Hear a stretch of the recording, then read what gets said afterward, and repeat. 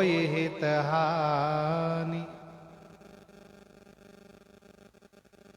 सहज माने स्वाभाविक, जो सुहृद हैं, गुरु हैं, स्वामी हैं, इनके सिखावन को जो सिरोधार्य करके नहीं मानते हैं, सो पछताई अघाई उरा अवश्य हो हित हानि।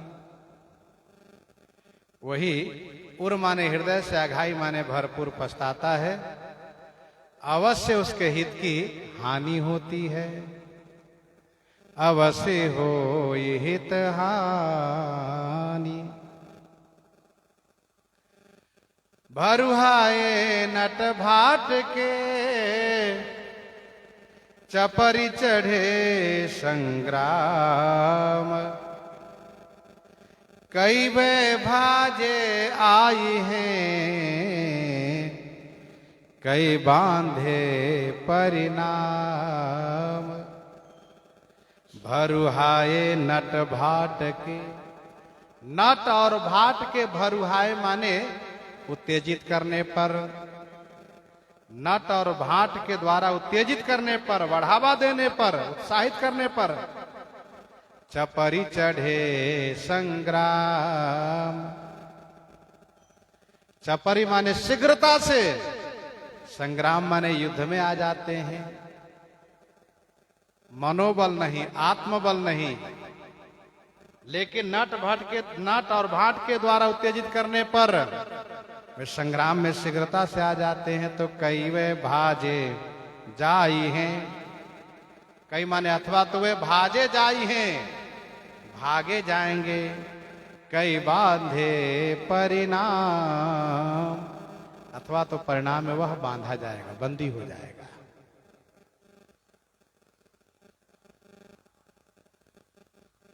कई वे भाजे जाई हैं, कई बांधे परिणाम।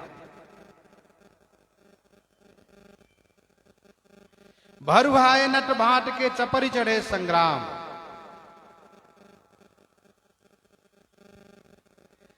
वे दूसरे के द्वारा उत्तेजित करने पर जाते हैं।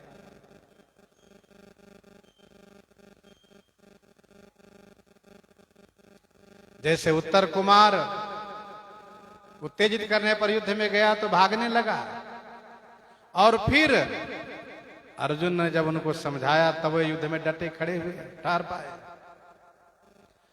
लोक रीति फूटी सही, आजी सहई न कोई। तुलसी जो आजी सहई, सो न आंधरो होई। सो न आंधरो होई। लोक रीति फूटी सही। गोस्वामी जी कहते हैं लोक रीति है कि आंखों के फूटने वाला कष्ट लोग सह लेते हैं, परंतु आंजन, आंजी माने अंजन, सुरमा को नहीं सह पाते हैं। लोग आंख फूटना सह लेते हैं, परंतु अंजन का लगाना नहीं सह पाते। अंजन में जो थोड़ा कड़वापन होता है सो। तुलसी जो आजी सहई, सो न आंधरो होई। गोस्वामी जी कहते हैं जो अंजन को सहता है वह अंधा नहीं हो सकता है। जो अंजन को कष्ट सह लेता वह अंधा नहीं होता है। कहने का मतलब यह है कि समय पर कष्ट सह लेना ही सही होता है। लक्ष्य को साधने के लिए कष्ट सह लेना ही सही होता है। जैसे मान लो नियम करके हम बैठे हैं, बार बार उच्चाट हो रहा है, पांव आदि में घुटने में दर्द हो रहा है, फिर भी हम सह करके बैठे रहेंगे, तभी लक्ष्य को प्राप्त करेंगे, और नहीं तो नहीं। अब जैसे कि मान लो कथा में बैठे हैं, सब सोचते कितना जल्दी कथा का भाग पूरा हो कि तुरंत हम बाहर जाएं, बाहर जाने की तैयारी में रहते हैं अनावश्यक। और कई लोगों में देखता हूं अनावश्यक केवल टहलने जाते हैं, पर बाहर की हवा लेकर आ जाए। और 10-15 मिनट की बात है, कोई ज्यादा रहे भी नहीं। 15 मिनट की बात है, कोई ज्यादा समय रहता भी नहीं है, फिर भी लोग उठ के जाएंगे जरूर। और 4-5 तो ऐसे लोग जाएंगे, नित्य जाएंगे।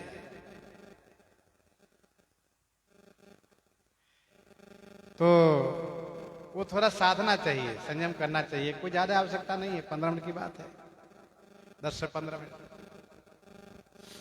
इसके बाद फ्री है। तो समय पर कष्ट सह लेना हितकर होता है।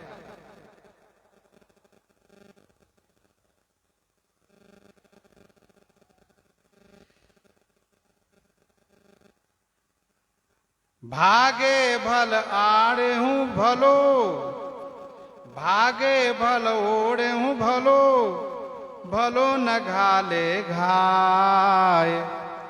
तुलसी सबके शीश पर रखवारो रघुराव। भागे भल ओढ़े हो भलो, भागे हो भल। यदि कोई तुम्हारे ऊपर वार कर रहे हैं, प्रहार कर रहे हैं, तो भाग जाने में ही भलाई है। भागे हो भल। अथवा तो ओढ़े हो भलो। ओढ़े हो माने अपनी आत्मरक्षा के लिए डट करके वार को रोकना अच्छा है। भलो न घाले घाय, परंतु बदले में प्रहार करना यह अच्छा नहीं है। देखो भाई, नीति कहती है बदला लो, जिन में मारा ते मैं मारे। लेकिन धर्म कहता है कि नहीं, बदला लेने की भावना रखो ही नहीं। हमें जो कोई कुछ दंड दिया है, ये मेरे प्रारब्ध के अनुसार है। मेरा कुछ कर्म बिगड़ा था, भगवान इनके द्वारा दंड दिलवा रहे हैं, और हम यदि प्रतिकार कर दिए तो फिर तो बदले में हो गया, फिर वो तो बकाया रह गया हिसाब हो। तो भागने में अच्छा है तो प्रहार कर रहा हो, अथवा आत्मरक्षा के लिए डटकर मुकाबला करने में अच्छा है, अपनी रक्षा करें। लेकिन बदले में प्रहार करना यह अच्छा नहीं। तुलसी सबके शीश पर रखवारो रघुराव। गोस्वामी जी कहते सबके सिर पर रक्षक कौन है? रघुराव माने श्री राम जी। सबके सिर पर रक्षक श्री राम जी हैं।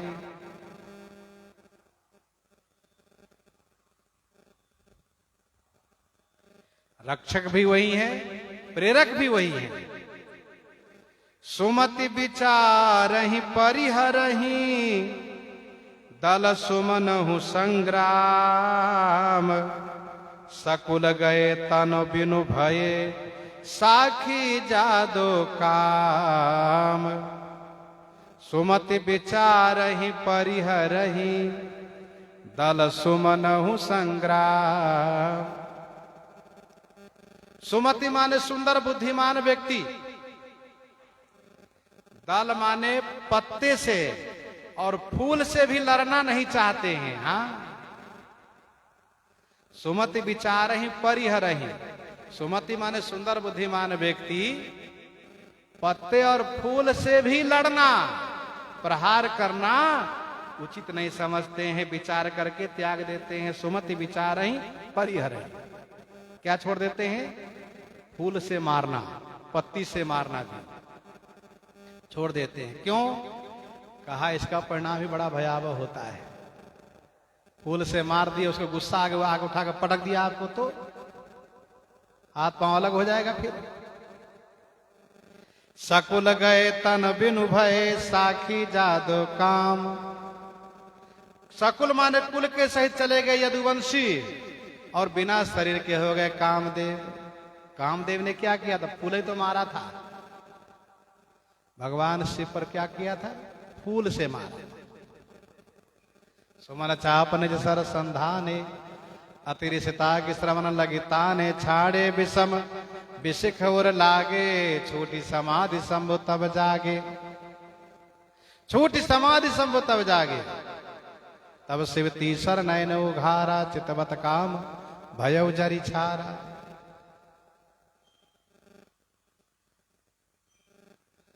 फूल से मारने पर क्या हुआ? काम का शरीर नष्ट हो गया। और यदुवंशी लोग पत्ती से मार मार के, एक दूसरे से मार करके मर गए। महाभारत में वर्णन है, भागवत में भी वर्णन है। युधिष्ठिर जी महाराज राजा हो गए। उनके राज्य काल के 36वें वर्ष में इन वृष्णि वंश यदुवंशियों में दुर्नीति होने लगी। लोगों में उदंडता आ गई, उग्रता आ गई, अधर्म मार्ग पर चलने लगे। कुछ लोग बड़े के बल पा करके बड़ी गलती करने लगते हैं, सोचते हैं कि हमारे बाबू अमुक अधिकारी है, क्या चिंता है। अब यदुवंशियों को लगा कि हमारे भगवान श्री कृष्ण है रक्षक, तो क्या करना है, क्या भय है। फिर वे अपराध करने लगे। एक बार ऋषियों की जमात आई द्वारिका में, तो सारनादि कुछ यदुवंशियों ने शाम्ब को, जो भगवान श्री कृष्ण का बेटा है, शाम्ब जो देखने बड़े सुंदर है, उनको स्त्री का रूप बना दिए। बढ़िया साड़ी आदि पहना करके बढ़िया दुल्हन बना दिए और पेट में कपड़े आदि बांध करके ले गए उनके पास और कहा, महाराज महाराज प्रणाम, महाराज प्रणाम। महाराज, ये जो बहू हैं ये किसको जन्म देने वाली है महाराज? बेटा को कि बेटी को, कन्या को कि लड़के को, किसको जन्म देने वाली है? तो महात्मा लोग समझ गए तो हमारी उपहास कर रहे हैं। तो कहा, सुनो, न बेटा न बेटी, मूसल को जन्म देने वाली है ये, लोहे का मूसल, जो यदुवंशियों के नाश के कारण होगा, कह दिए। अब जैसे ही महाराज उग्रसेन को यह पता चला, सब लोग बड़े दुखी हो गए। अब क्या होगा? सचमुच उनके पेट से मूसल निकला लोहे का। राजा उग्रसेन ने फिर उनको सबको चूर करवा करके, पिसवा करके समुद्र में डलवा दिया। थोड़ा सा नुकीला बचा, उसको बहा दिया। उस नुकीले को मछली निगल गई। मछली के द्वारा वह नुकीला जो लोहे का भाग था, अंश था, वह जड़ा नाम के व्याध के पास पहुंच गया। वो बाण में लगा लिया। इधर जो उस मुसल को चूर करके बहाए थे, वो समुद्र किनारे सरपत नाम के घास हो गया। प्रभास क्षेत्र में घास जम गया। महाराज उग्रसेन ने सभा बुलाई और सबको सचेत किया। कहा, कोई भी आज के बाद मदिरा पान नहीं करेगा। अब सावधानी से रहना है, क्योंकि ऋषियों का श्राप है, मूसल ही यदुवंशियों के नाश के कारण होगा। भगवान श्री कृष्ण जी ने कहा, सभी यदुवंशियों को तीर्थ यात्रा करनी चाहिए। तीर्थ भ्रमण करने लगे। और महाराज जब समय आया तो प्रभास क्षेत्र में सागर किनारे सब यदुवंशी एकत्र हुए। भगवान श्री कृष्ण के सामने ही दो चार लोग मदपान करना शुरू किए, मदिरा पान। और फिर कहा सुनी शुरू हुआ सब में। और कहा सुनी शुरू हुआ तो ये कहा सुनी विरोध में परिवर्तित हो गया। और फिर सरपत उखाड़ उखाड़ के एक दूसरे को मारने लग गए। और उसी सरपत से एक दूसरे को मार करके सारे यदुवंश समाप्त हो गए, समाप्त हो गए। भगवान श्री कृष्णचंद्र जी ने श्री वसुदेव जी से कहा, मैं यदुवंश के नाश होने पर यहां नहीं रह सकता हूं। मैं जाता हूं दाऊ जी के बलराम जी के साथ रहूंगा। बड़ा भारी रुदन होने लगा, क्योंकि सारे यदुवंशी मारे गए। फिर भगवान श्री कृष्णचंद्र जी, क्योंकि ऋषियों ने कहा था कृष्ण बलराम को छोड़ करके बाकी सब समाप्त हो जाओगे, इस मूसल से हुआ वही। भगवान श्री कृष्णचंद्र जी आए, बलराम जी के पास बुलवाए अर्जुन आदि को।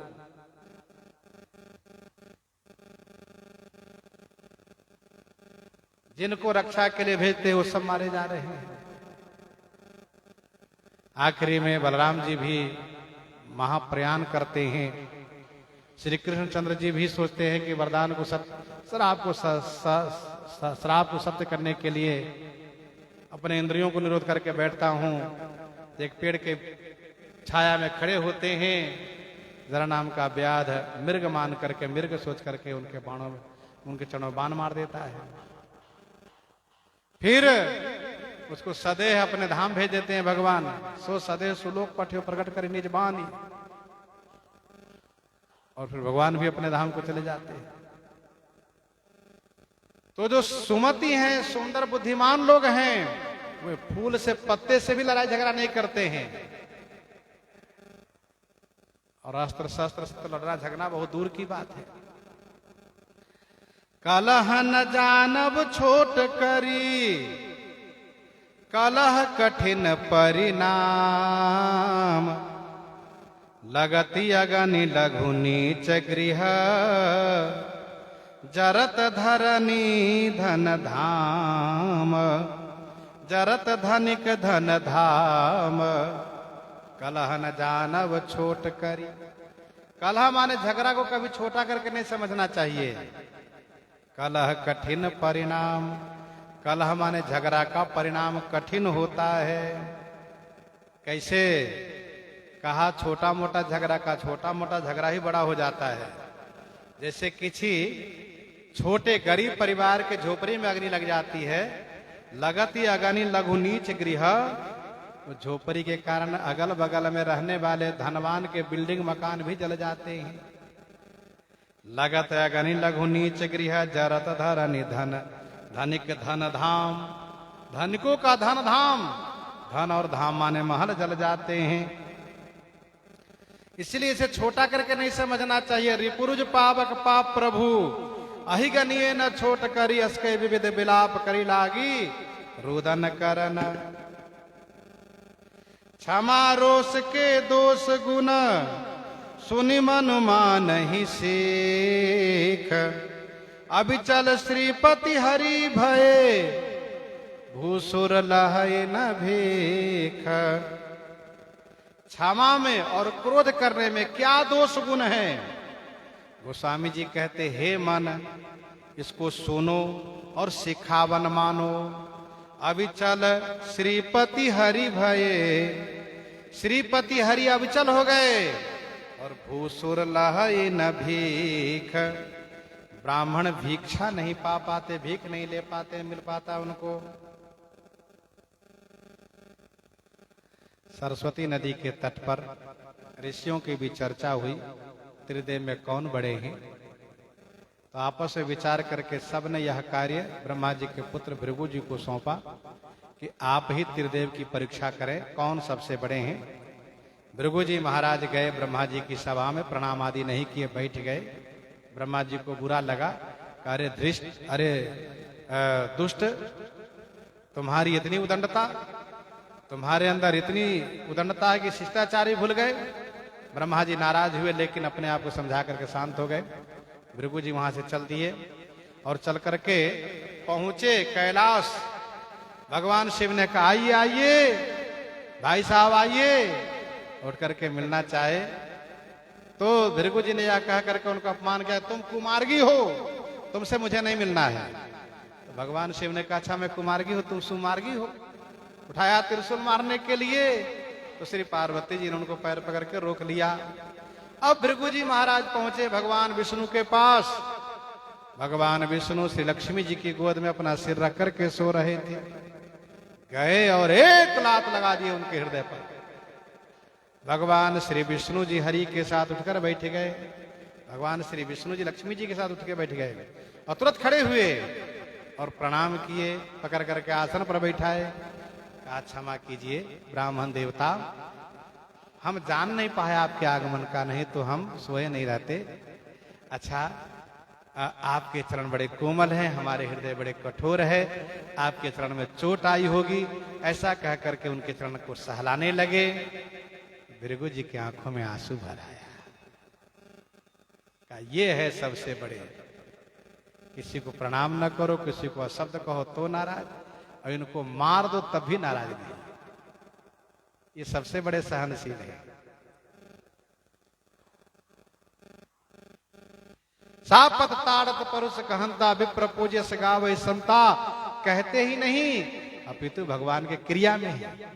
नारद जी श्राप देते हैं, भृगु जी लात मारते हैं, परशुराम जी गाली देते, कटु कहते, फिर भी हाथ जोड़े खड़े रहते हैं, प्रणाम बंदन करते हैं। तो भगवान ने कहा कि आपके चरण के आशीर्वाद से मेरी लक्ष्मी जी मेरे पास स्थिर हो गई। यह चरण मेरे लिए आभूषण होगा, इसको मैं हमेशा धारण करूंगा। तो भगवान विष्णु हमेशा धारण करते, इसलिए भगवान श्री राम कृष्ण भी सभी श्री भृगु जी के पद कमल को अपने हृदय पर धारण करते हैं। अविचल श्रीपति हरि भये भूसुर लहै न भीख। और ब्राह्मण भीख मांगे तब भी उनको भीख नहीं मिलता है, श्री जी की नाराजगी उन पर रहती है। इस प्रकार से वर्णन कर रहे हैं। इन्हीं के साथ आज सीताराम सीताराम सीताराम सीताराम।